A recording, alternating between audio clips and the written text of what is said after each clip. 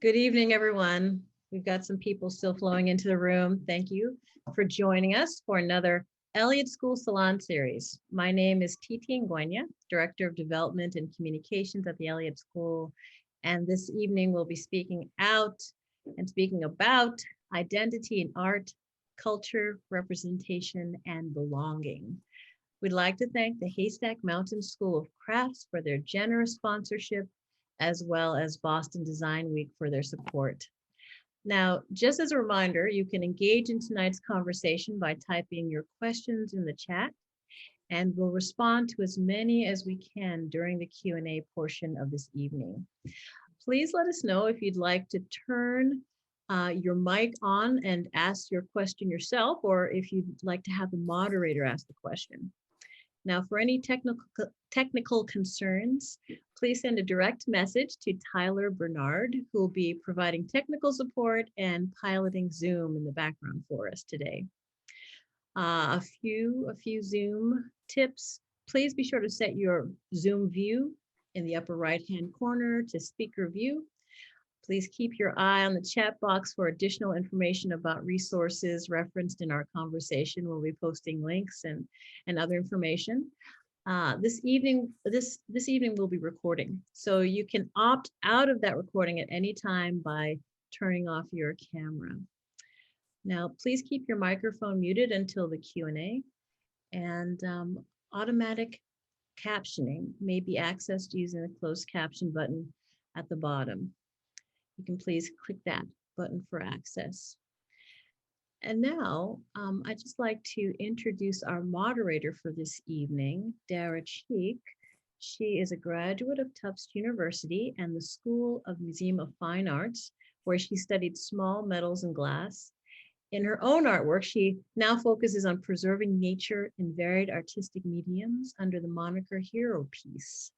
While working as a visual arts educator for adult learners, she founded Etsy Artists of Boston and provided professional development opportunities, arts markets, and workshops for artisan entrepreneurs. Dara joined the Eliot School in 2021 as Director of Adult Programs and Engagement, and we're so pleased to have her moderating tonight. Dara?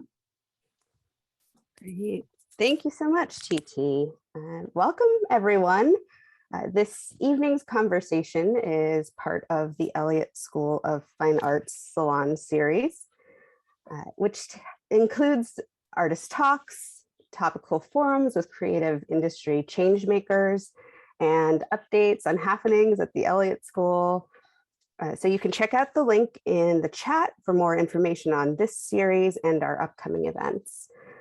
This evening, we are joined by 3 Greater Boston-based artists who create work that intentionally references a specific culture, nationality, or ethnic identity. Each artist explores these identities differently, utilizing different media, and I will turn it over to our panelists this evening, Ayana Mack, Cagen Luse, and Stephen Hamilton, to tell us a bit more about themselves.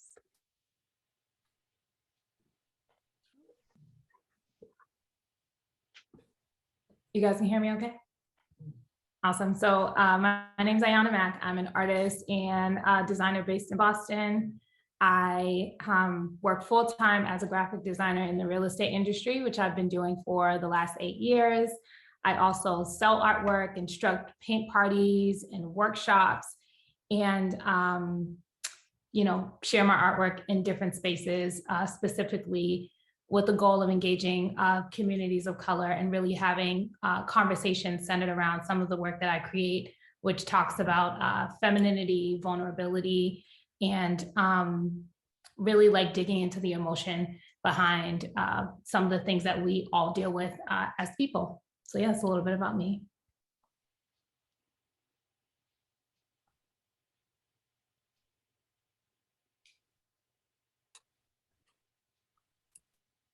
Okay. Hello, everyone. My name is Cagen Luse. I am a visual artist and entrepreneur out of Boston. I'm also a graphic designer as my full-time gig, but I also do comics. I have a comic series called Lunchtime Comics which is a slice of life story, kind of autobiographical, finding the humor in everyday situations, which also is the Racially Ambiguous Guidebook, which is one of my best-selling books, which is a part of the Lunchtime Comic series, explores my racial identity as a racially ambiguous person, because I felt like nobody had really told that story before. So this is my attempt at doing so. I also, that previous work you saw was something that I've been doing with Company One recently. That's a play going on at the Rab Room in the Copley Library right now. And it's a free show, so definitely go see it. Well, it's pay what you can. I also run Comics in Color, which is a collaborative of artists of color. This was mostly about comics, where we uplift artists of color and do workshops and panels. And we just most recently had the Boston Comics of Color Festival, which you can see the graphic right behind me, which was at the Reggie Lewis Center. We had workshops and panels, and a bunch of people come and enjoying comics, sci-fi, and art by people of color. Yeah, and I also run 950 Design, which is my company. I make t-shirts, cards, and publish my comic books through it, and vend at different events throughout the city. And this is one of the pieces that you can buy from 950 Design.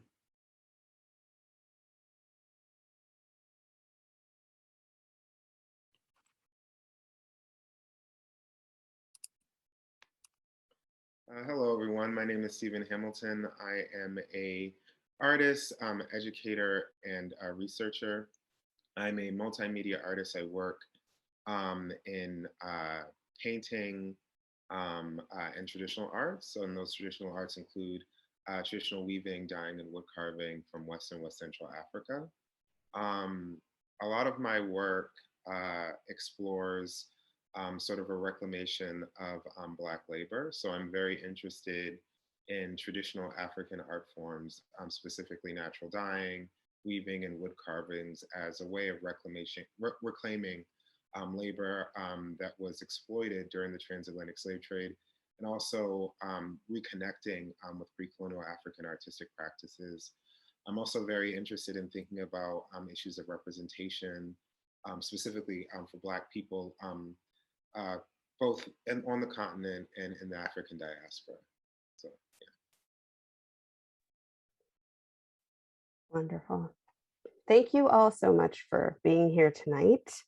And for our participants on Zoom, you will see a little grid at the bottom of your Zoom screen that says polls. At some point during the evening, it would be wonderful if you could fill out that very short poll. There are only 3 questions. It helps us know a little bit more about the folks that attend our events. So at the Eliot School, we are on a mission to make equity, diversity, and inclusion a priority. That means it appears in all aspects of what we do, and that includes making space for different voices to be heard, particularly those that have been underrepresented in the public forum. In tonight's conversation with Ayana, Cagen, and Stephen, we have a unique opportunity to delve into the art making experience from the perspective of artists of color. This evening, we're examining the value of artistic representations of a culture, who gets to determine how cultures are represented in art, how membership or non-membership in a culture impacts how we choose to depict it, and who decides how these images are distributed and displayed. So let's get into it. Let me ask all of our panelists, starting with Cagen, why do you choose to represent a culture, specific ethnicity, specific race in your artwork?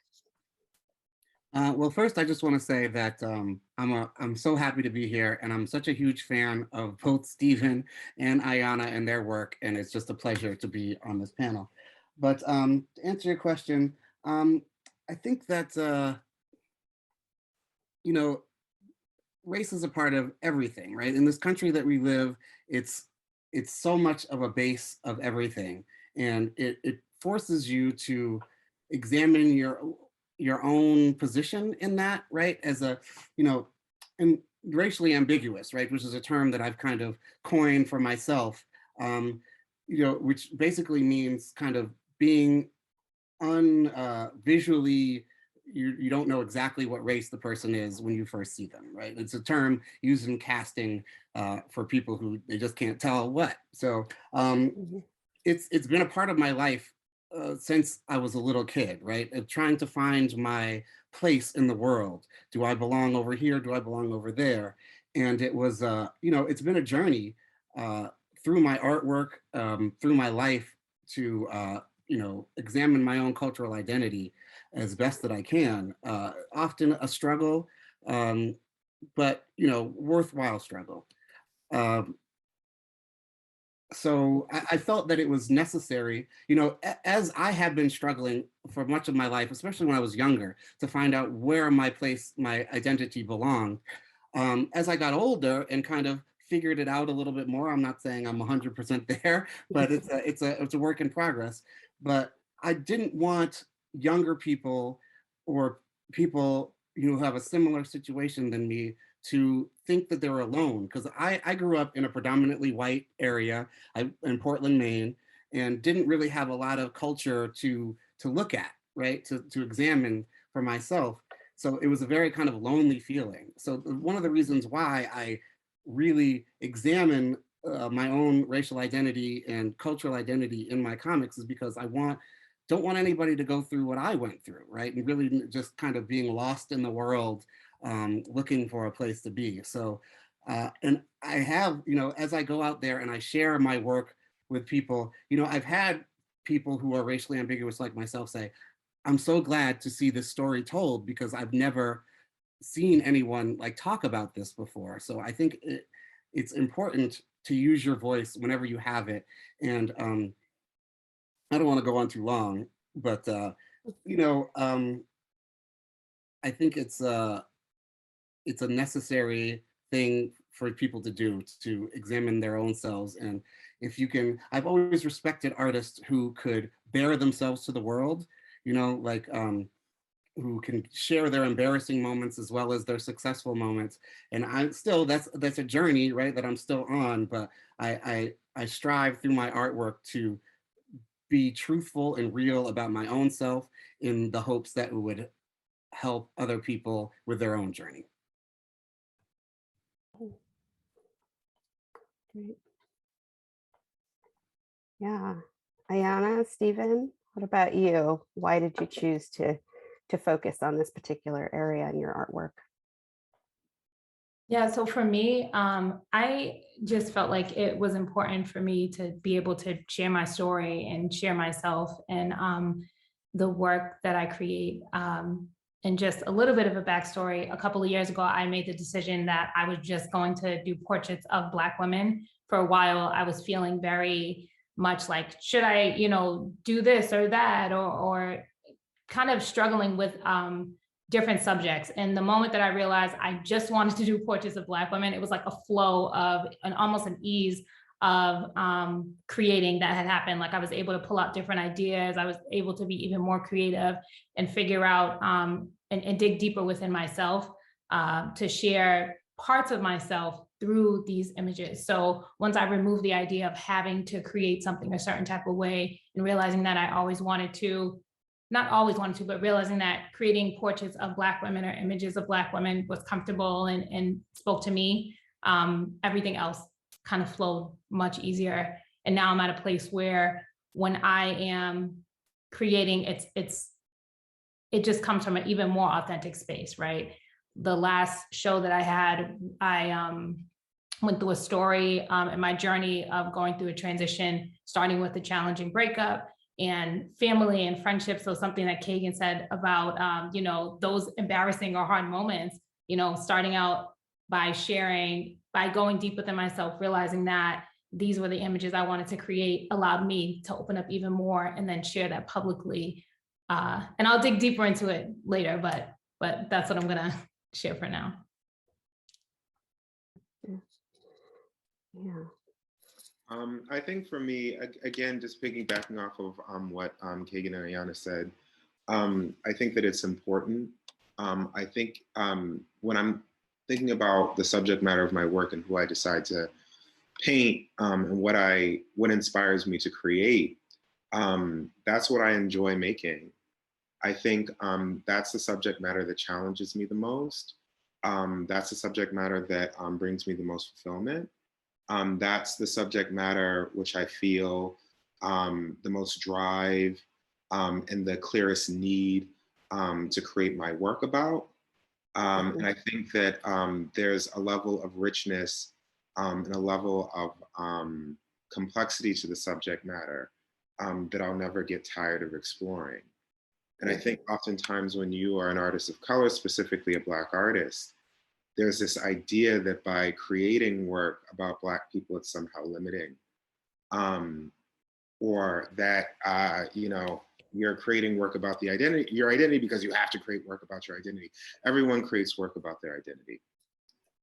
Everyone creates work about their identity. If they say that they're not, they're not, there's a lack of self-awareness that's there. I think what's special about artists of color, specifically Black artists, is because we have to recognize our positionality in the world. There's a greater self-awareness when we're creating. And because we have that sense of self-awareness and we're able oftentimes to stand in that, the work itself not only pertains that point of view, but is able to have a sense of self-understanding that's incredibly important. So, you know, I think that, again, you know, I'm creating work about Black people as a Black person because that's the lens that I'm seeing the world, and being aware of that lens is something that allows me to be most honest when I'm creating. And Stephen, you talked about sort of self-examination as part of this process, and Cagen also added some detail about his personal experience. So has creating your artwork pushed you at all to examine your own cultural or racial membership? I think for me, because my work deals a lot with connections between contemporary Black experiences in pre-colonial Africa, I do a lot of examination of the past. I do a lot of examination of sort of like the underpinning ontologies and cosmologies that like sort of inform Black experiences. So through exploring that, it gives me better context about how I'm seeing the world, but also it gives better context of how I interact with my family, how I interact with my friends, how I interact with the community. I think what I discover through research and through making is an understanding of myself as an individual, but also as myself as I fit within a community of people. And I think that, you know, coming into that understanding, it's something, again, I'm nowhere near there, but continuing to explore those things is not only important for me, but also important for people who are viewing my work, which is why it sort of energizes me and reinforces this need to continue to create and put the work out there. Okay, again, what about you? You did touch on this a little bit earlier, but. I think I grew up thinking that it was one or the other, right? You know, I'm Black and white, right? And I grew up thinking, well, I gotta make a choice, right? Am I gonna be white? Am I gonna be Black? And then as I got older and started kind of examining it through my work, I realized that I don't have to choose, that I'm in fact both at the same time and can be both at the same time and not be conflicted about it. So I think that that's kind of a journey that I went on through my artwork, and that's, you know, kind of came up with the racially ambiguous term to give myself a term that for being both and neither and, you know, and all, right? So yeah, I think it hasn't as much changed as expanded my idea of who I could be. Yeah, you answered my next question already, actually, about how it has impacted or changed your view of your cultural membership. For Ayana, Stephen, has making your work changed your perspective? I think going it's definitely strengthened my ideas of my culture and my understanding. Like I am very inspired by Stephen's work because of like the research and the background. And it actually makes me want to dig deeper. And one of the things that I am thinking about doing with the work that I create is, how can I dig deeper? And some of the ways is through like family, like how do, family is very close to me, and how has my family been documented? And what does it look like for me as an artist to document my family? My grandmother was an artist and a teacher, and she did a ton of different things. And she used to paint portraits of her children. She had 11 children. And I started probably a couple of months ago thinking about an idea for another show sometime, we don't know when. And I wanted to like dig into family just because of the power of that. And then also thinking about we, have what does documentation look like for my family, but for other families. And I feel like I'm going off, but that's kind of the space that I'm in, a space of realizing the power and the importance of my culture and the role that I play as a Black woman artist in all of it. Mhm. Yeah. What about you, Stephen? I think for me, there was I had an opportunity to sit on in a talk by various scholars who were talking about the work of Robert Ferris Thompson. And one of the scholars, John Mason, a very prolific scholar on Yoruba art and culture and religion, said, Blackness is like a fractal formation. It can expand into infinity and collapse into its own essence. And I think that pretty much sums up sort of like what I've sort of discovered through the process of creating my work, and also thinking about the research and the self-exploration that goes along with doing that type of work. And what it really did is it helped me understand how expansive and complex and multifaceted these cultural experiences are, and how they're related to each other in so many fascinating ways. So thinking about issues of identity, thinking about issues of ethnicity, language, gender, thinking about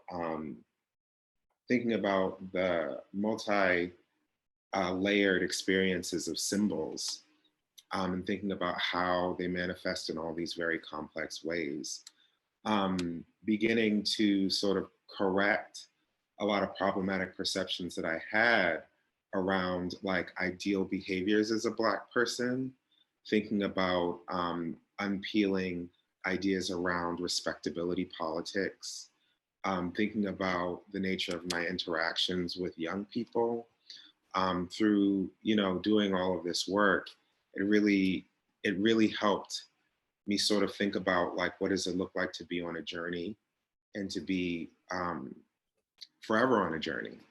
So I think that creating work about Black people, creating work about Blackness has really not been at all a limiting thing, but a very expansive thing. It's very much expanded my thinking about the world. Mhm. Yeah, it's interesting to think about making artwork as a method of working on some of your own perceptions, your own misconceptions, and trying to undo those through making. That's an interesting thought. You did touch on this when you were giving your introduction, Stephen, but I'm curious what everyone thinks. Do you feel like there is a bit more pressure on artists of color to create work that does reference culture in some way, as opposed to a white artist? So I'm going to try not to take too much time.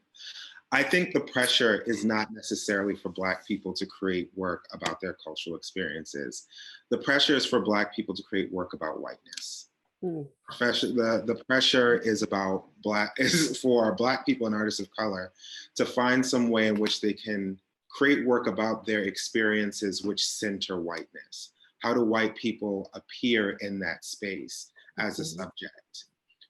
Whether it's something which is, whether that's something that's very explicit or whether that's something that's illicit. It's very much around a certain level of conversations around the need for white people to see themselves or their hand in the world and in the work that you're doing. And I think, you know, and this is no diss to artists who create work about racism. This is no diss to artists who create work about the traumas that we experience as people of color, as non-white people in the world. There's nothing wrong with creating work like that. And I think that there are amazing artists who do that work. But the pressure that artists feel and, you know, the need for sort of like a white dominated like art world or design world to be able to like frame how Black people are going to talk about that is, I think, something that's incredibly challenging, because once you remove them, you know, once it's not talking about those experiences, once it's creating work specifically for an audience that's not them, then that becomes the challenge. It becomes harder for your work to get put out there. It becomes harder for your work to receive that type of traction. And it's because you're removing them as like the ideal audience. So I think that that's really what the pressure is. And I think oftentimes, you know, like I've mentioned it before, like Black artists say, you know, I don't want to create work about being Black. I want to create work, I just want to be known as an artist. White people make artwork about being white all the time. That is, whatever, cancel me tomorrow. That's most of what white people make artwork about. They just aren't aware of it. They are making work about whiteness. The difference is that, you know, as a Black person, you have to be self-aware of that you're creating work about Blackness or Black experiences. White people don't have to, you know? So yeah, hopefully that answers your question. Absolutely. And that is a challenging thought, I think, for some, that, you know, you are experiencing making of your artwork with a bit of this context of whiteness being centered, and there's pressure to create something that is in comparison to the work that we typically see that is centering whiteness. For Ayana and Cagen, do you think that pressure exists for artists of color more so in comparison to white artists? I do. I think that one of the things that it comes from and is that we don't see our own stories, right? There's not really, you look at like mass media or even in the art world, we don't see our stories. So we feel that they're not being told. So we need to tell them. We don't see our faces. So we want to create things that have our faces in it, right? Because we've been excluded from the world for so long, right? And when I say excluded, I mean just, you don't see us, right? If you look at stuff from the 50s, the 70s, the 80s, it's like we didn't even exist. So I think that the pressure there comes from just if there not being enough and feeling like there should be more and want to create our own. I think that that's what, you know, and that's kind of why we created Comics in Color, is because we wanted to encourage more people of color to tell their stories. And Comics in Color exists, and I think there is a whole movement. I can only talk about the comics world, really, not so much the art world, but there is a whole economy that doesn't involve white people and is not for the white gaze. It's Black people telling their stories to Black people because they want to, right? So you go to these cons like Comics in Color or the Black Comic Book Fest in New York or ChemFest or any number of these spaces that are for artists of color, and we're telling our stories to each other. And that was what was so such a paradigm shift in my life when I experienced that. I walked into a room full of hundreds of Black and brown people who are loving stories, creating stories about people of color. And, and it varied across, from sci-fi to slice of life stories to, fantasy stories. And we got stories to tell, and our stories are valid. And I think the more we tell our stories, the better for everyone, right? Because it's not, even though it is, this economy and transaction works from, it's without the white influence in it, particularly. I mean, of course, there is white influence in it. I'm not blind enough to think that it doesn't exist, but it's, it's not that it's not for, I mean, white people can enjoy the stories too, but it's not for you, right? We're making these stories for ourselves and for each other. And if they want to enjoy it, great. But that's why I like when I, the language that I use when I do the comics and color things is like, this is stories by and about people of color, right? And you can come and you can experience it as long as you're not trying to center anything else but stories about by and about people of color. So I think there is a pressure, definitely, to do that. And I think it also comes from us. I mean, I think Stephen made some very valid points about, the world and the way that it works. And I think that we also, we need to create these things because we need more of these things. We need more of our stories. We need to see more images of Black women, in galleries. We need more, but, and I just chose to kind of go directly to the people. That's kind of my art practice is I create the work and I sell the work, right? I don't bring it to someone else to sell it because then they're going to sell it however they want to sell it. So I like try to stay within this economy that is, I go directly to the people. So, and it also gives me feedback, right?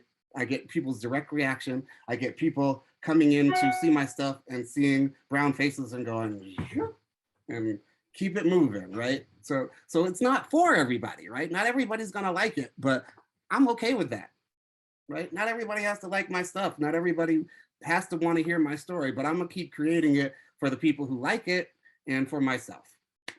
And I don't know if that answers the question, but that's my answer. Yeah, I totally agree with all of that. This made me think about some of the challenges that I've had with my work and sharing my work, and kind of going into some of what Stephen and Cagen said. It's like we're thinking so much deeper about like how we're sharing and what we're sharing, and is this going to sell, and our gallery's going to take it. And there's so many layers and levels to like this that are happening like within when I am creating and trying to share my work. And it is super challenging. It's super challenging. But I think that there's something really powerful and beautiful when we do step away from all of that chatter and all of these things, and we continue to push our stories, and we make sure that our work is centered around what we want to share, So yeah. Yeah, I don't know how you guys feel. For me, this concept of creating and sharing work that center Black stories, voices, etc., that are neither about suffering and trauma nor excellence, but really just are trying to center normal, average, everyday Black people is fairly new. I think that that's something that I'm just starting to see more often. Before it really was one or two of those two options essentially. And I think, that is very much in keeping with some of the ideas that you've mentioned about really decolonializing the concept of Black art. And I'm curious if in creating the work you do and sharing the work that you do you get responses from viewers of your work about culture, about race, about nationality? Are people asking questions? Are they giving you feedback about it?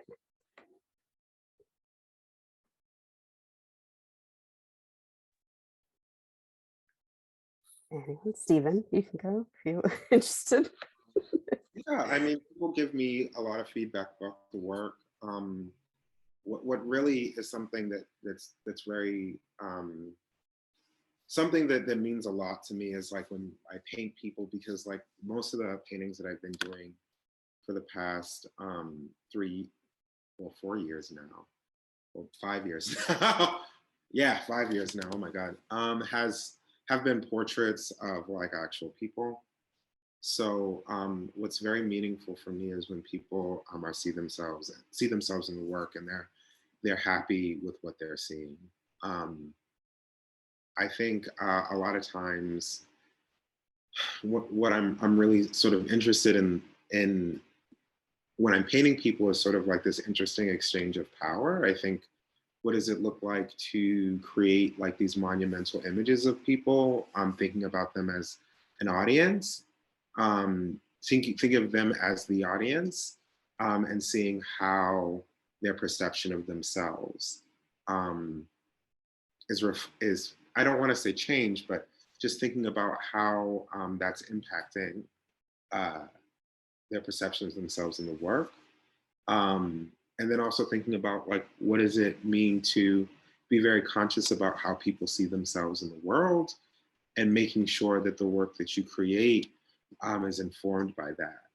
You know, it's just having a lot of intentionality around the very problematic history of Black people being consistently dissociated from our bodies. You know, so how do I not continue to do that?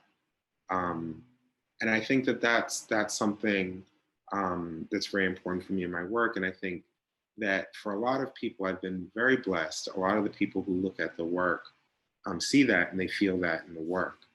And I think that that's something that's really important. What was really interesting to me, and something that was really that always, again, warms my heart and is super important, is because a lot of the work that I do talks about African experiences in the diaspora, but also very much on the continent. So looking at imagery, looking at ideas, looking at like these sort of core elements that exist in African philosophy, religion, and spirituality. So the response that I get for people who are followers of African traditional religions or African derived religions, feeling that the work is representative of those ideas, it's representative of those beliefs. Seeing that type of response is something that also is very helpful, and also something that's very meaningful for me. Because I think, again, if we're thinking about like anti-Blackness and marginalization, those communities face a lot of marginalization because they become sort of like the target for like internalized anti-Blackness in a lot of time, in a lot of instances. And so far, the reception to the work has been very positive. I think certain, you know, I haven't gotten like a lot of harsh feedback, but I think sometimes my politics around calling out Afrophobia, sometimes my politics around what does it look like for Black people to sort of examine Black culture and identity through a lens which is centering African ontologies and beliefs and sort of world building. I think sometimes that gets like a funny response from people. There's a very deeply seated, very deeply rooted, like internalized anti-Blackness which comes in to play when thinking about Africa as a space for thought production. So thinking about African philosophy and spirituality as part of like an underpinning, like as the bedrock of Black identity in the Americas. And I think sometimes people get challenged by that. And I also think that sometimes there's like a guttural like response that people have sometimes towards it. But I've been fortunate that that hasn't been too much of an issue for me. So yeah, I hope that answers the question. It does. Kagan or Ayana, do you have thoughts about that? What have your responses been from viewers of your work? Yeah, so early on, a couple years back, I was creating like illustrations. They didn't have a face, and they were illustrations of like 3 head wraps, and that was a piece that I sold for a while. And the interesting part about selling those at events is like people would come up, and some people were just not sure about what it was, and then it would open the door to having conversations about adornment and what this is. And because the images didn't have any faces, it allowed the people who purchased it to kind of put themselves into the work. And so that was something that was like almost this like cool discovery that I made with it. And I think it's less about, I don't really get a lot of like harsh, not necessarily harsh, but I don't get much feedback about race with my work. It really has shifted into more of an emotional space. And over the weekend, I had an event. I was selling my products and I was sharing my story about the last show that I did, which was called Forgiveness is a Place Welcome. I talked about that journey. I talked about chapters and vulnerability and femininity and all these things.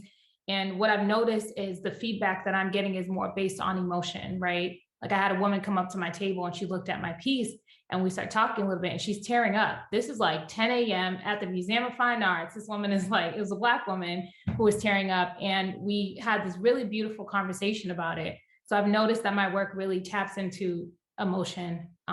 Race is obviously there. I am painting images of Black women, but I've tapped into a different part. And then on the other end, I had a white woman come up who looked at one of my pieces, and I was very open with her. And I told her, she asked what it was about. And it was made out of a space with my father. We have a challenging relationship. So I started to share that with her.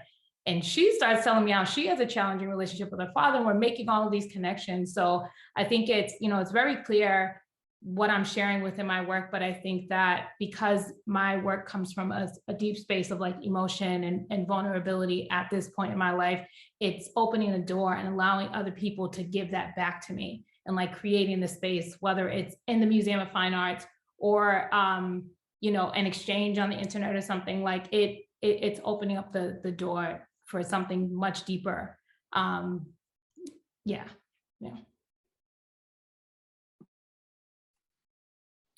I do get some feedback about my work. I do a series called Americana Noir, which is a series of illustrations I did based on historic photographs from the Library of Congress.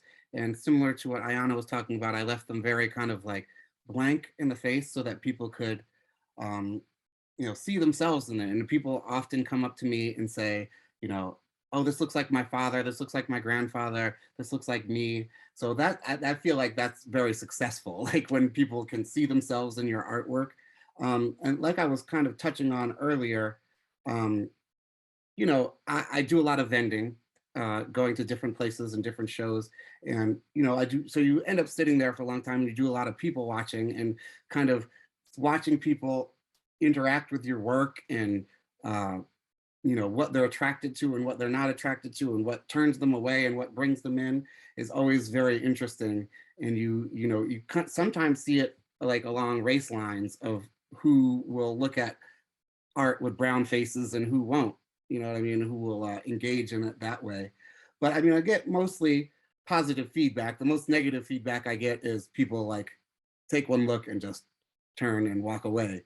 Now that's from like my art, like illustration work, but for my comics, right, which I put out on social media and different things, I've definitely gotten some more negative feedback because people on the internet are very much bolder than they are in real life. They would never say this to my face, but they'll say it on the internet, that your art sucks or whatever.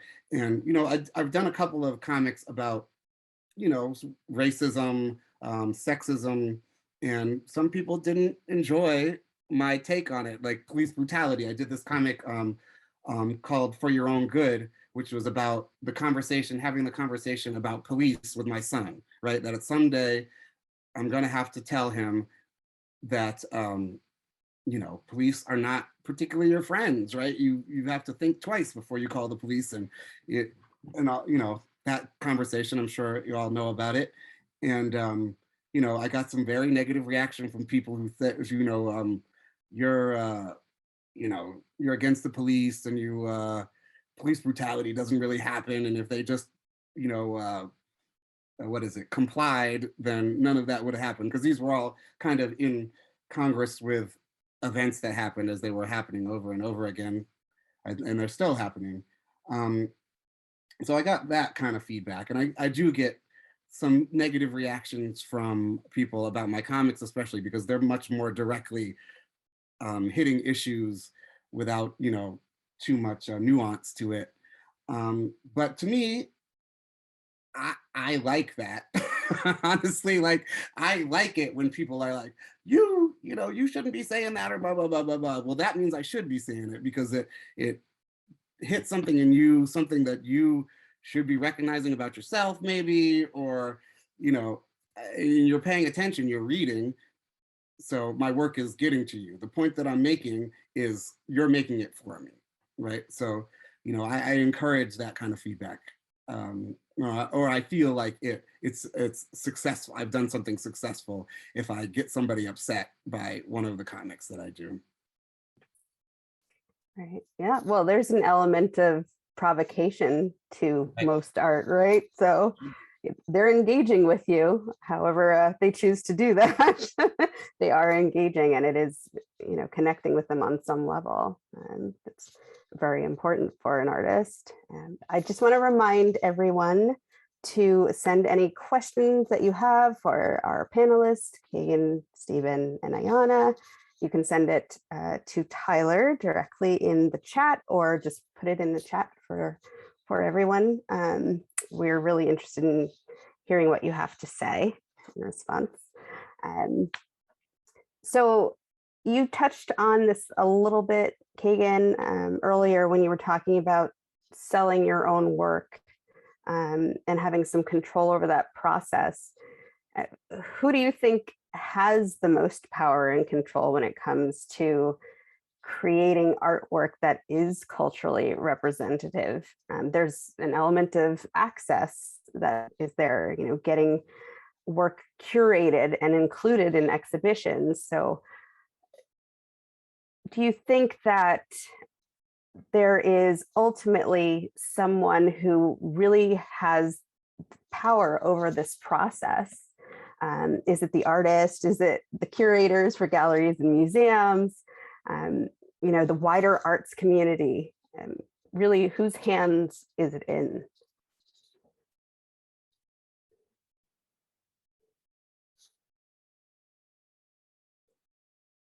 And Cagen, I'll start with you because you touched on it. Yeah.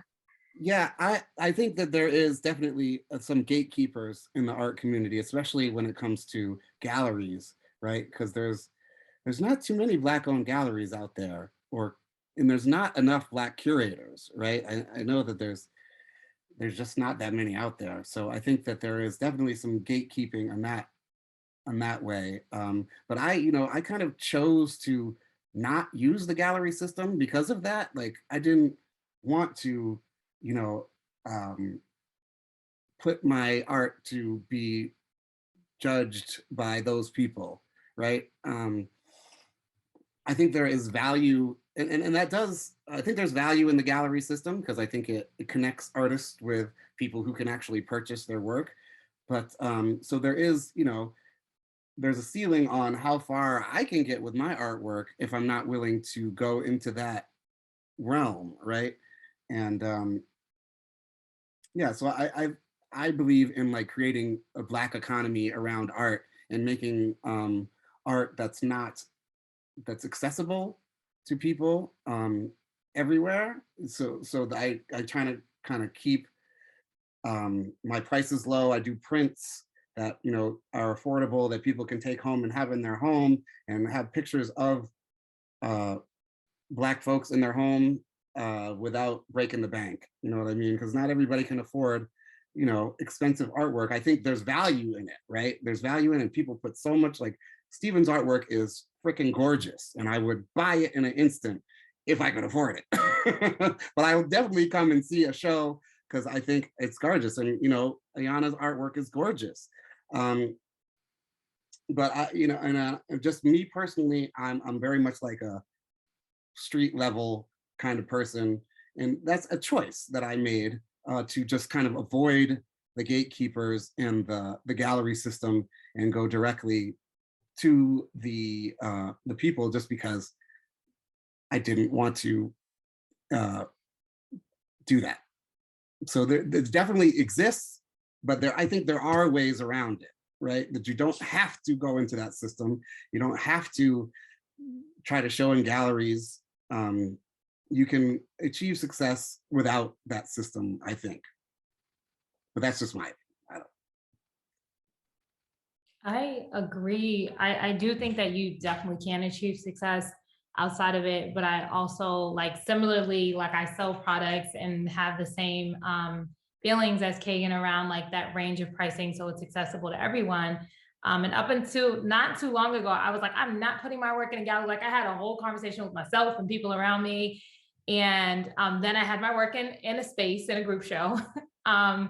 And it was a really interesting, it was my first time in that space. It was a really interesting interaction. You know, it felt very different. It was very new and uncomfortable at some points. But I also realized it was important for my work to be there. It was important to have these kind of conversations and these experiences, and really recognizing that they are challenging and can be challenging, but how do, you know, not necessarily resilient, but like how do I, how can I continue to build this relationship or build relationships with people where it isn't as challenging? So I think that is just a lot more that you have to put out to get into those spaces, but also recognizing like what your limits are as a Black person or a person of color, because doing all of this work, constantly pushing and trying to get into spaces and galleries that aren't necessarily welcoming can be a lot of work and can take an emotional toll on you. And then on the other end, after that experience, I had a show at the Multicultural Arts Center in Cambridge, and it was the complete opposite. It was amazing. It was like, you know, collaborative, and everyone wanted to work with me, and really allowed my work to shine and allowed me to tell the story that I needed to share in the most authentic way. So there are gatekeepers and there are challenges, but I think that is really identifying, you know, what role do you want to play in this? Because I do think that it's going to be important for us to make our way into these spaces, because if we don't kind of challenge it and we don't push, then we're going to just kind of stay. But it's also not for everybody, you know. Again, it's an emotional toll. There are times where I'm like, I don't want to do this anymore. Like, where are all the Black galleries in Boston? Where do I show my work? Why is this so challenging? And even I'm constantly dealing with it. And one of the things that I said a couple years ago was that, you know, I really wanted to understand how can I do impactful work and also make change. And I realized that it wasn't just on this level, but it was like in those rooms, at those tables. So I joined a few boards to really understand the process and the decision-making when it comes to buying property that's related to artists, and to creating diverse events for the graphic design community, which is time consuming. It's a lot of work, but it really helped me understand this is where a lot of these decisions are made. So really, it's like we do need folks like people of color in these rooms making these decisions, so that trickle down effect, we can be in the galleries. And not just the galleries, but in these spaces. I mean, I agree.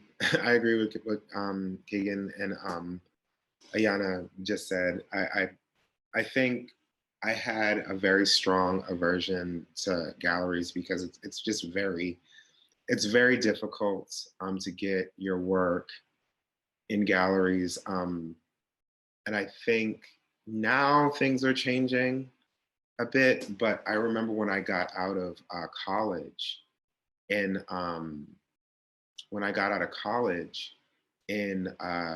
2009, it was very, very hard, especially for the work that I was doing. It was very, very, very difficult.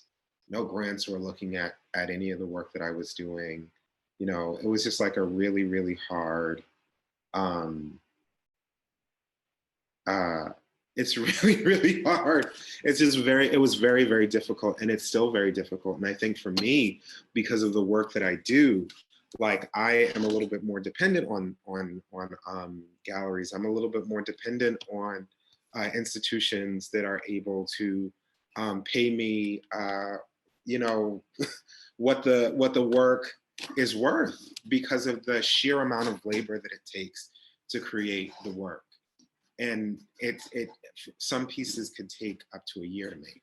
So it's just like a lot of it becomes difficult because then you also have to navigate how the work is accessible to the public, and how you're able to have a sustainable praxis. Because the reality is, if I'm not able to, sell this work, the practice can't be sustainable, not only because I have to think about, keeping my lights on, but I also have to think about where all this work is going to go. I do sell prints. I try to make sure that work is accessible online too. So the graphic novel that I made is now free online. I try to do multimedia, like educational projects. So like the Founders Project, which was at the Bruce C. Bowling Building. There's a digital companion that's like there and accessible and available to everybody. But it's difficult because like you have to, at some point in your career, deal with curators, and you have to deal with galleries, and you have to deal with these institutions oftentimes, because like they are sort of the gatekeepers in terms of like, finding a home for the work, but also accessing like these collectors that are able to spend, tens of thousands of dollars for work. And I think the difficulty around that becomes even more complex, once you get to know like some of these curators and some of these gallery owners. Some of them are like really cool people, they're great people, but the reality is that they're still beholden to these problematic institutions. So even if they do want to support artists, even if they do want to support artists of color, they're also beholden to an institution that has its own very specific agenda. And oftentimes, if you're thinking about curators, specifically Black curators who are working within those institutions, they end up being marginalized by those institutions, because then you learn where all the money is going. So if you're thinking about, where the money is going in a museum, or if you think about where the money is going in, any other sort of public institution, how much of that money is going to curators or community workers who want to work, or people who are working with community to do things. So how much funds are available to support artists in those ways? Galleries are also very difficult because the ways in which you have to interact with galleries can be very hard. Thinking about, what the gallery takes and what the gallery gives is oftentimes a very difficult back and forth. And even if you're thinking about galleries that are attached to like schools, or galleries that, are public, or galleries which aren't charging those types of commissions and are doing really great work, you also have to think about other things. You have to think about accessibility. You have to think about, sort of like what is going to be the what is the cost and what is the gain. So for example, the exhibition that me and my cousin Stacey Hamilton had at the Spoke Gallery at Medicine World Productions was great, because again, the cost was like, it was a lot of labor and effort, but the gain was a lot of people in our community were able to see the work. And that was the most important thing. And Michael and Kathy and everybody who were like engaged in that gallery, that was their intention. That was we had a cost, we had an expectation in terms of the gain, and we very much got that gain because people were able to come and see the work. But if you're working with a commercial gallery, you're thinking about, okay, they're taking 50% of my work, like they're taking 50% of my 50 or more percent of like the cost of like a painting or a piece of artwork.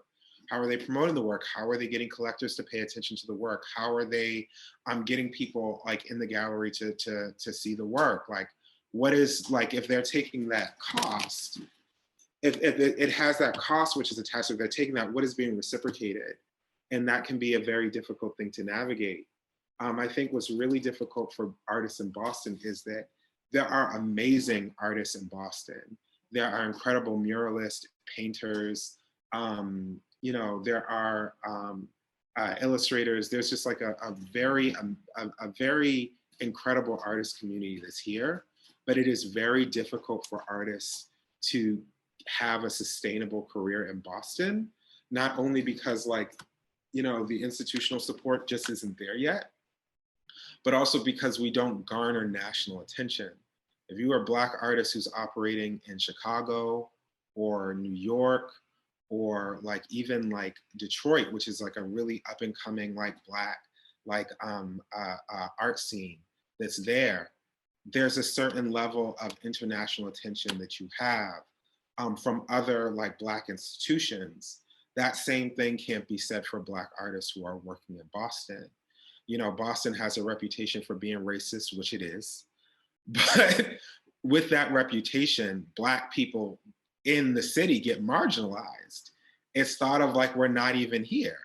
You know, like there aren't people who are making moves and trying to do things for the city. So then when it comes time for like sort of these sort of national conversations about Black art, about work that's made by Black artists, we're sort of left out.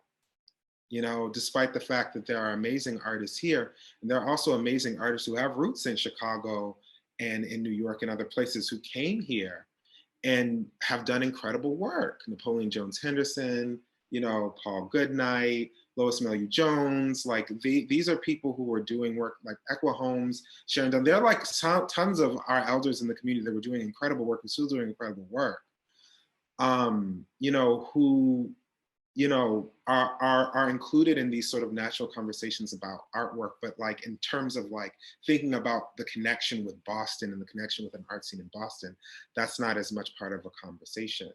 So I think that's also sort of a struggle for us. That's for us who are trying to do work in the city.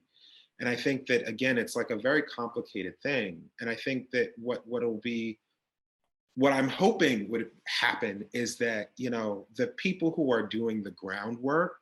So if I think about somebody like Cagen, if I think a lot about people like folks that are at Black Market, you know, people who are doing like that groundwork in the city, them, you know, getting the resources which they need.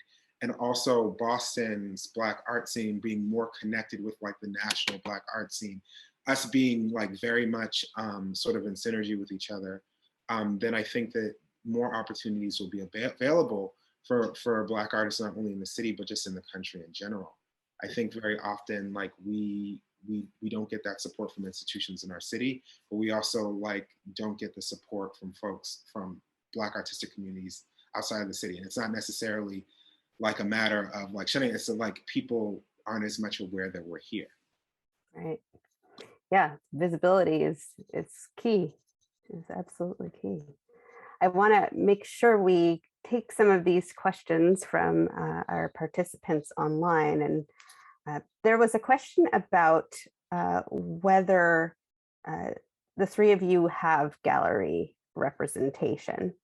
I think, you know, Stephen made a point about really, you know, trying to get what your work is worth outside of the gallery system and some challenges there. So it certainly is something that some artists do rely upon. So for the three of you, is that something that you currently participate in, have in the past? Gallery representation? Yes. No. And I have, so my background is in graphic design. Like I went to school for graphic design, but my foundation has been in like visual arts.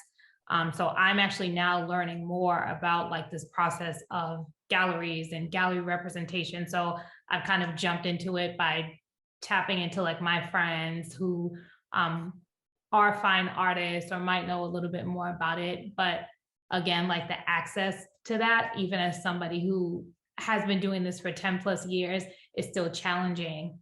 So it's something that I've been trying to learn about and navigate and would like to know more about. But again, like where and how and all of those questions have been coming up for me. Yeah, absolutely. Yeah, I'm not I'm not gallery represented, nor am I looking for gallery representation. But I was very like, I was like really listening intently to what Stephen's saying, because it's interesting to know how the system really works. And I mean, I know I, stuck my foot into it after art school a little bit, but never really dived into it. So it's interesting to hear a perspective on it. Yeah. And Allison, I see a raised hand. Did you want to ask? It was my question. So I think you're referencing my question. And so I am curious about Stephen, but it's easier just to, there's like so many things swimming in my head that it's easier for me just to say this out loud. So I'm going through the process of thinking about gallery representation. And just to say, it feels very exclusionary. It's a very weird dynamic, and just pointing like, and it's built that way intentional, like absolutely. And it's very much outside of museums, but very connected to museums. And so lots of people are making money off of all the artwork that people produce. And I just found this dynamic of me looking for gallery representation is not what gallery owners expect, or I think welcome. And so it creates a very weird dynamic where you're having conversations about representation, and it feels like dating, but we're talking about 50% of my sales, right, of the artwork. So I just wanted to I'm curious about you all, and Stephen, including you, but just like to recognize the power dynamics, and to be a person of color, where if I don't know the gallery owners that are folks of color in the city, I don't know where to find out that information. So like, I feel like we should find that out and start to collect that and share that. And if they're not, then I start to ask about like, well, why are there not? And how do we get more folks in the position? And the last thing, like the last kind of question I'll say is, I think it's interesting because y'all have all talked about this trajectory of when you were younger to when you're now, like your age now, and producing work about your identity. And so I'm curious about what you would say to folks who are younger and starting off in their career about grappling with being authentically you in your creative practice, which can feel like the absence of race or identity is what people want. They don't want to be faced with the discomfort of whatever the things are that we're exploring, or the celebration of that, which the celebration of that is also discomfort. But what you would say to those young folks, because I know I really struggled with that, and it had to take a lot of unlearning things to start to produce work that was more authentically me. To answer the question, like I don't have gallery representation, working, and I'm glad that you brought that up, Allison, because like showing at galleries and being represented by galleries is not the same thing. But even thinking about gallery representation, like right now, there's probably like 2 galleries that I would even want to be like represented by, in terms of like thinking about all the things that go along with being represented by a gallery, because like those contracts can be crazy. Those contracts can be really wild. So you also have to consider, again, you have to think about what the cost is to you and what you're getting like in return. What work is that gallery doing for you? And also, are they aligned with your mission as an artist, which is something that's really, really difficult and really hard for any artist, but especially hard for artists of color, and especially hard for Black artists. In terms of for young artists who are really grappling with whether or not they should be creating work about their identity because they feel like people don't want to see that or don't care about that, it's like you have to think about who your audience is, and that's something that isn't like, oh, I think about this once and then I put it in a box. It's something you have to continue to think about, and it requires you to continue to be in conversation with people and around people, and learning about where you fit within a community, and learning about like how your desires as an artist sync or do not sync within that community. What do you feel like are important conversations that you want to have and that you feel like people need to have, even if it may be uncomfortable? And at the end of the day, you're not creating artwork in a vacuum, but you have to create something which is fulfilling you, that's fulfilling you. Like that's important. You know, when I think about the work that I create, I'm not delusional enough to think that, oh, I can't think about anybody else besides me and my work. That's not a real thing. But like, I do think that it's incredibly important to understand what is the work giving me? How is it feeding me? Because if you're not thinking about that and prioritizing that, you're not going to be able to continue to make work. That's just not something that you can do. It reminds me of the same thing. Like, you know, I know so many kids who like, they love art and they go to art school and like, well, I'm taking architecture because I want to get a job. It's like, no, like that's not how that works. It's like, you going into illustration or going to fine arts is going to be a ton of work. You going into architecture is going to be the same ridiculous amount of work. If you don't have a passion for it, if it's not feeding you or giving back to you in some way, it is not going to be something which is sustainable to you. So, you know, thinking about, okay, am I going to get, are people going to like my work and all that stuff? You do have to have those conversations, but you also have to think about what is fulfilling me, what is giving back to me in the creative experience, because that is something that is incredibly laborious in terms of the energy that you're giving it.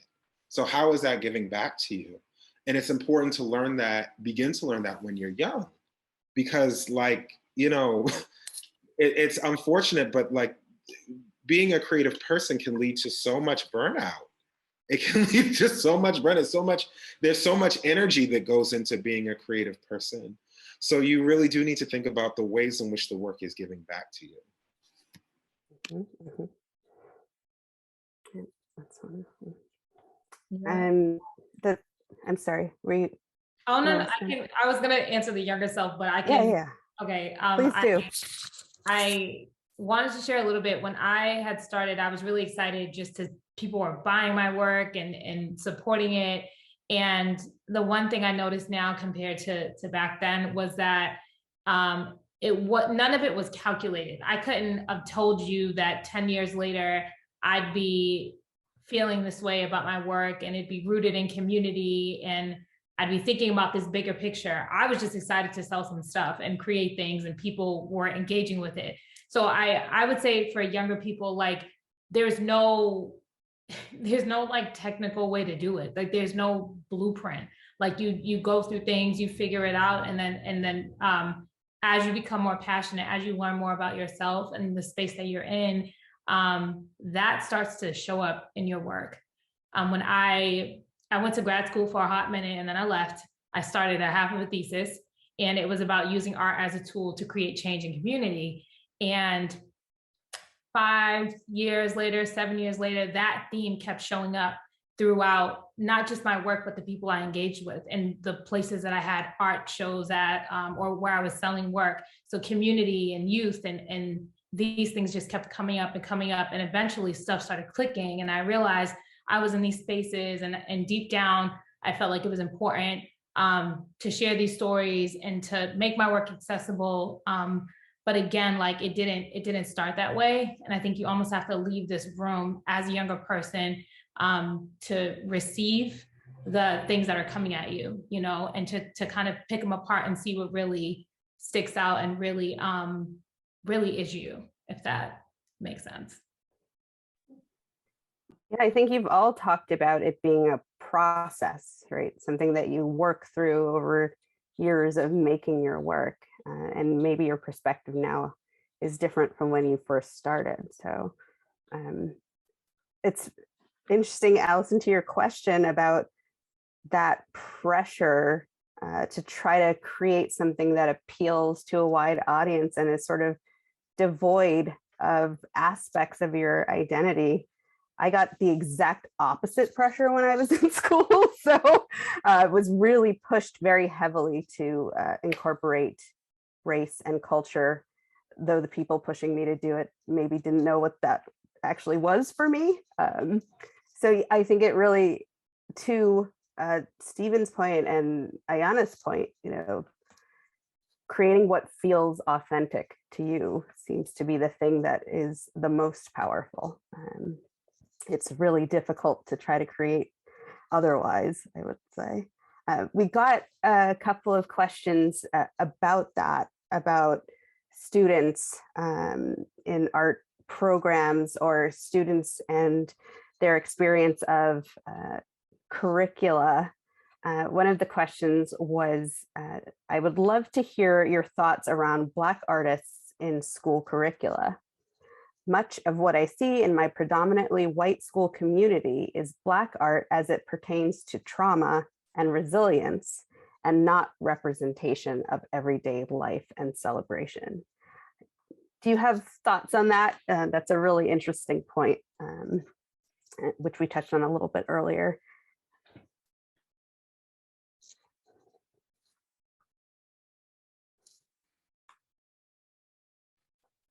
I think that, and Stephen made this point earlier, I think that it's like the white gaze leads to, like, wants to see the trauma, right? You see what the movies that have been made, right?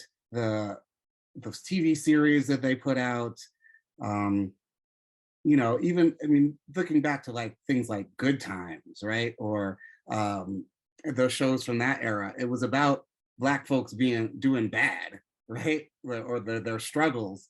And not that those shows weren't great, but they didn't represent the breadth of Black life, which is so many different things. There's Black doctors, there's Black lawyers. And it's like, it wasn't until like The Cosby Show, and I hesitate to bring up The Cosby Show, but it was a huge paradigm shift in the mass media that stories of successful Black people can be popular.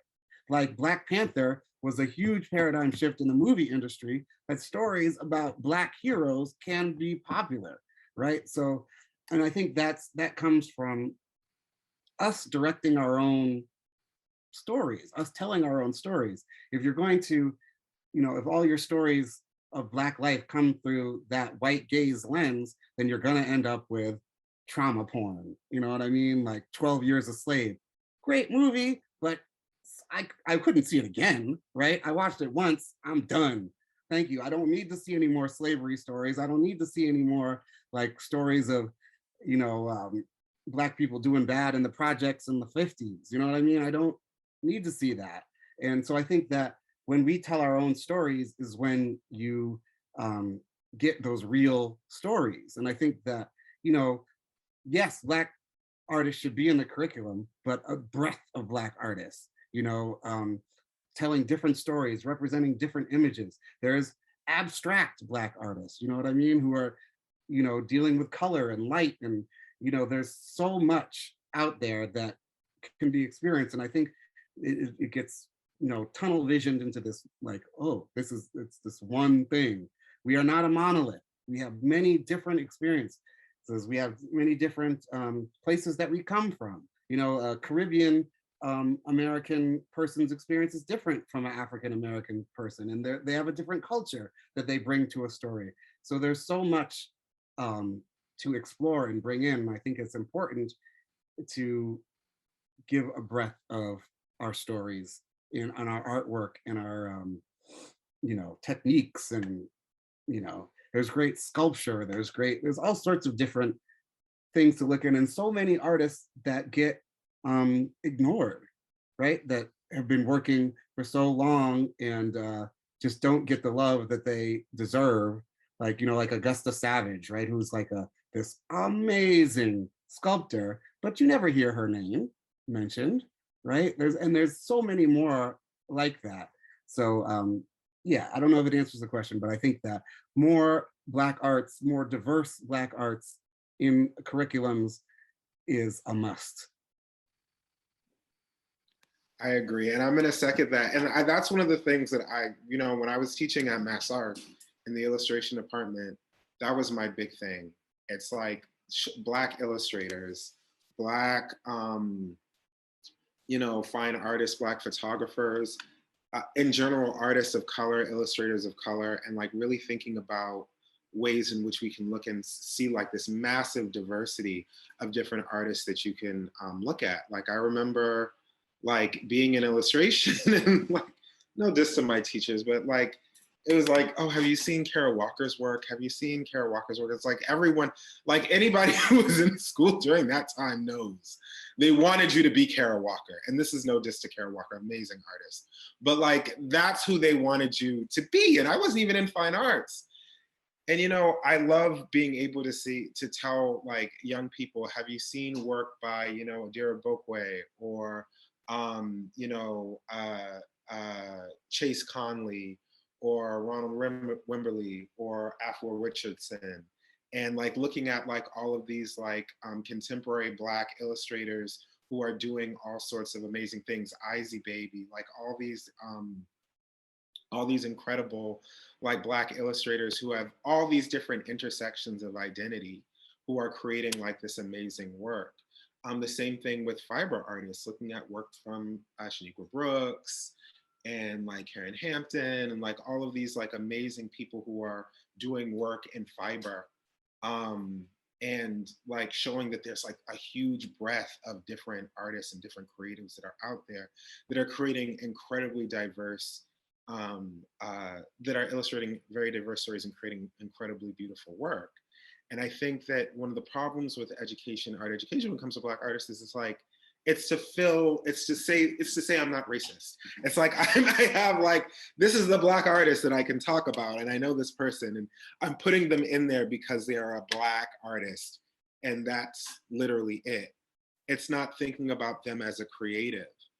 And the thing about it, it's either you're dissociating them from their identity as Black people altogether, or that is the only reason why you're mentioning them, instead of thinking about, this is somebody who is exploring these themes, and they're exploring them in these fascinating ways through like these incredible technical skills that they develop or conceptual frameworks that they're thinking about, you know? When you're looking at all of this different work, you know, understanding how the amazing technical ability, the way in which they're thinking conceptually about the work, and also the way that identity is at the heart of it, is making the work that much stronger, because there's a sense of self-awareness that's there, instead of understanding their positionality as a person who's creating this work, you know?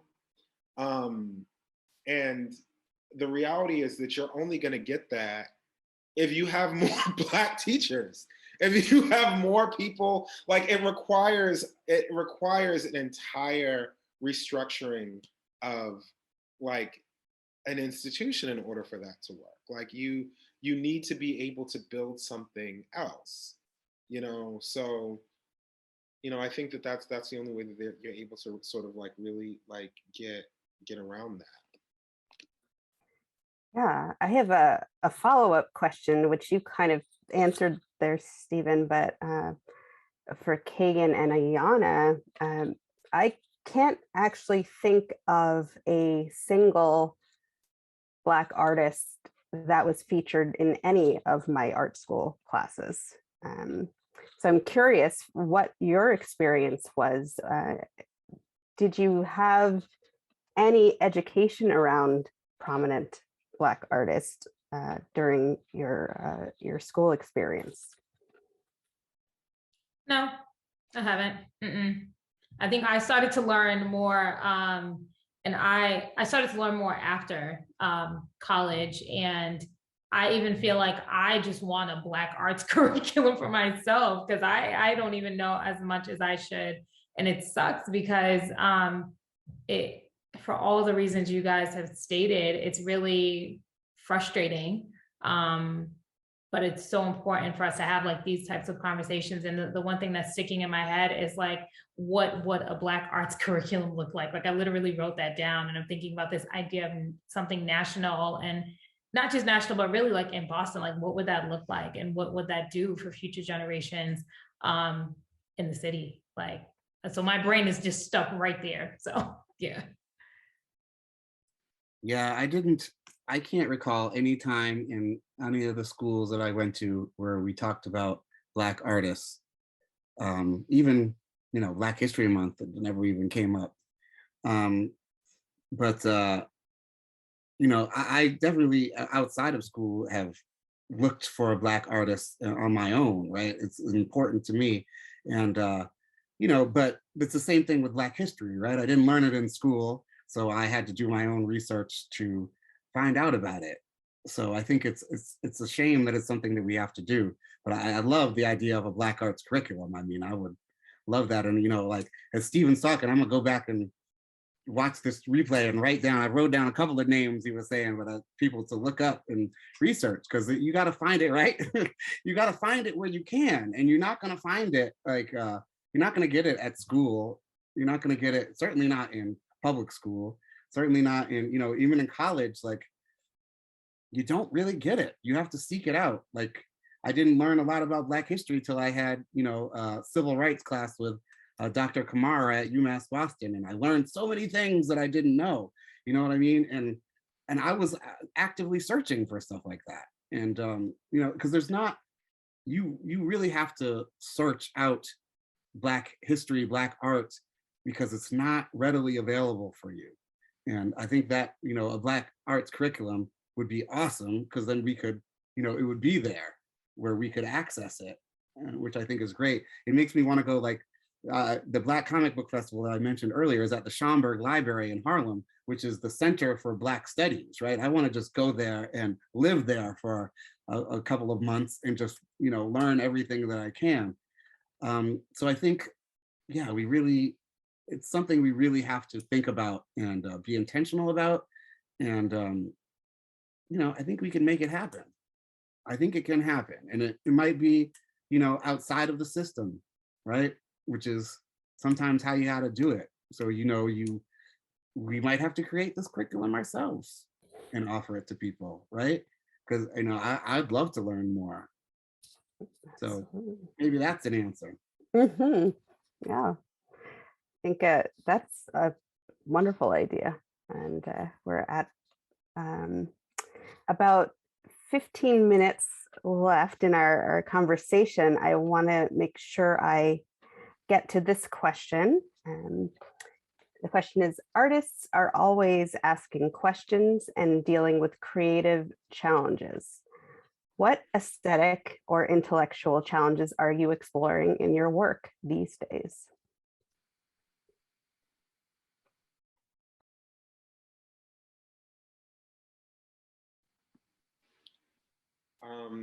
This is gonna sound like sort of like random, but part of my research. So I'm studying. Um, I'm working on my PhD now, and I'm very interested in textiles from pre-colonial Africa. So a major part of my work is dye research. So usually, what that involves me doing is me looking at sort of like these archives for African plants, African dye plants, and looking at their distribution on the continent, their uses not only as dyes but as medicines, and then also experimenting with how those colors show up on different fibers native to the region. So looking at the way that these colors show up on raffia, on like jute or hemp, or certain types of bast fibers and cotton, and then using that as a way to sort of theorize or reconstruct textiles that are described sort of very generally in early European texts about textile production in the regions, while also thinking about the ways that that relates to like African pharmacopoeia. So like indigo is, the dye that everybody knows about, but it also has a lot of medicinal uses. And those medicinal uses are used on the African continent, but they're also preserved in the Caribbean. So a lot of the uses of indigo are for like clearing up rashes, acne. They're used to shrink fibroids. They have other uses when it comes to like women's health. The same thing for different types of dyes, which are also food additives. So that's sort of like the challenge I have. It's a lot of me like experimenting in my kitchen, I'm not getting my security deposit back. That's just gone. But like me doing that, and also me doing a lot of reading. So it's like working back and forth. And then the fibers that I create, I'm also incorporating into my artwork. So that's sort of like a challenge that I'm thinking about it in the work that I'm doing. Okay, I'll go after Stephen, although it's not going to sound anywhere as cool as what he's doing.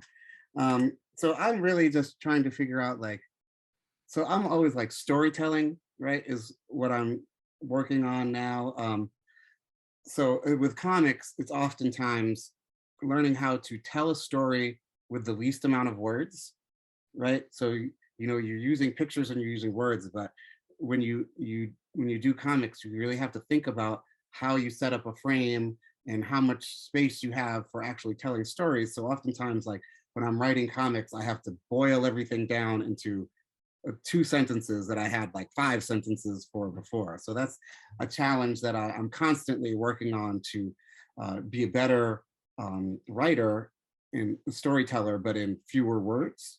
And another thing that I'm constantly working on is like using color as a kind of almost a character in the story, right? How does your use of color on a certain character or your use of color in a background, how does that enhance a story, or how does it help move or tell what you want to tell by adding the color into the storyline that you're telling? So those are 2 things that I'm constantly trying to improve. I mean, besides just drawing technique, which I'm always trying to improve, I think that's going to be forever. These probably will all be forever processes, but I'm trying to improve my drawing, use color as a character in a story, and learn how to boil things down into the very essence of what it is you're trying to say in a given story. I think this is more centered around challenges that you have as an artist, or like in my practice. Was that the question? It was. Yeah, and what you're exploring as an artist. Yeah, I think some of the things that are coming up for me is I'm excited to try new mediums. So I have a ton of spray paint and I'm ready to get out there and I want to do stuff. And it's just, I don't have the time, but also I'm just interested in exploring a lot of like different things right now, like bigger canvases and what does it look like to paint outside. And then also this other side of my work that I mentioned earlier, like the emotions that are coming out of what I'm sharing, and like the deeper that I go within myself and the more honest that I am. And when I put that on canvas, the way people react to it. So there's a lot of different things happening, and it's beautiful. It's kind of exhausting, but I'm trying to like leave room to figure it out, but not figure it out, if it makes sense. Because I am very calculated. On the other side of this, I do a lot of digital marketing and graphic design and manage multiple projects. So I'm used to calculated. And I think with my art practice, it isn't calculated, right? Like it does what it does when it wants to do it, and I kind of try to navigate my way through it. So I feel like I'm figuring a lot of things out right now and trying to give myself like the grace to know that I don't have to do it today, right? Like I don't have to spray paint tomorrow and I don't have to paint on canvas tonight, so. Yeah. I feel like the figuring out of it is almost the best part, right? I love to try new things and learn new things. Like I taught myself how to screen print, taught teachers, learning new things and exploring new things, I think is the best part of the art practice, right? Making mistakes. Sometimes the beauty is in the mistakes, and I'm just like, I'm a graphic designer. So I have this, like, I do stuff. This is what they want. I'm going to do this. I'm going to fit this into the box that they want. And that's why I got to do my own stuff, because I can't, that doesn't fulfill me in the way my art need, right? We have this, it's almost an addiction, right? Art, you have to create it. And if you don't create it, you feel off. So I took some time off from art to develop my graphic design because I needed to make money and feed my family.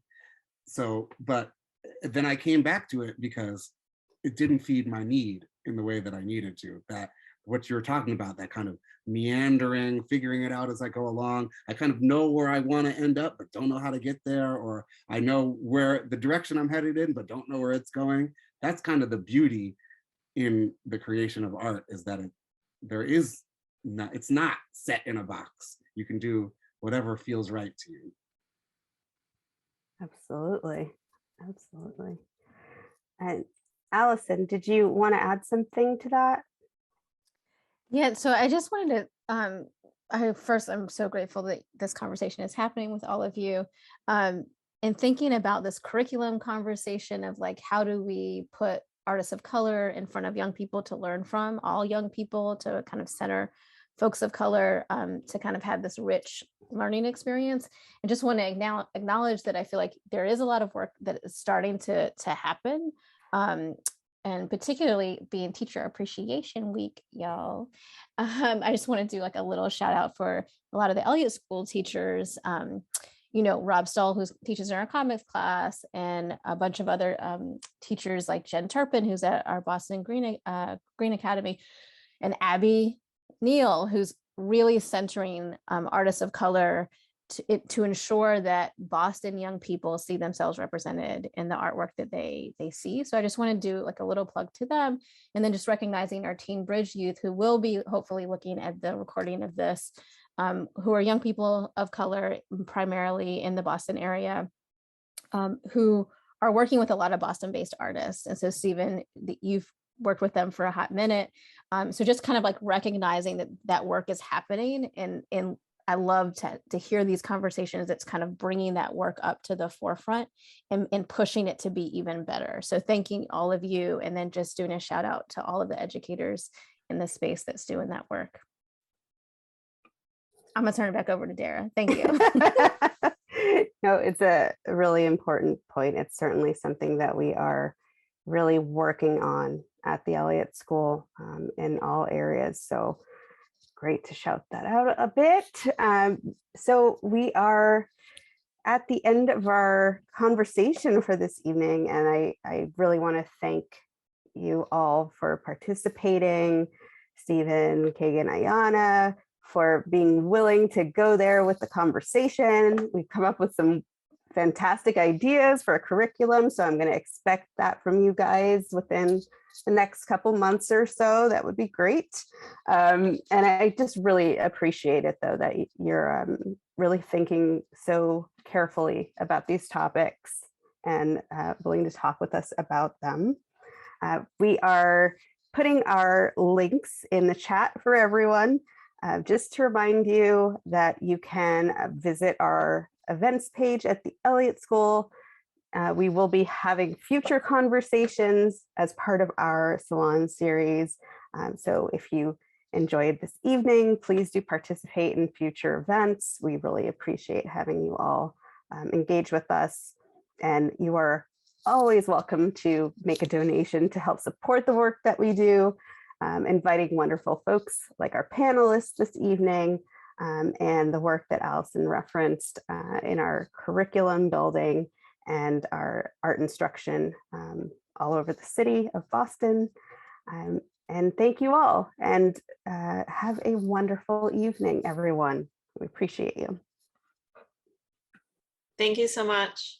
Thank you. Thank you all.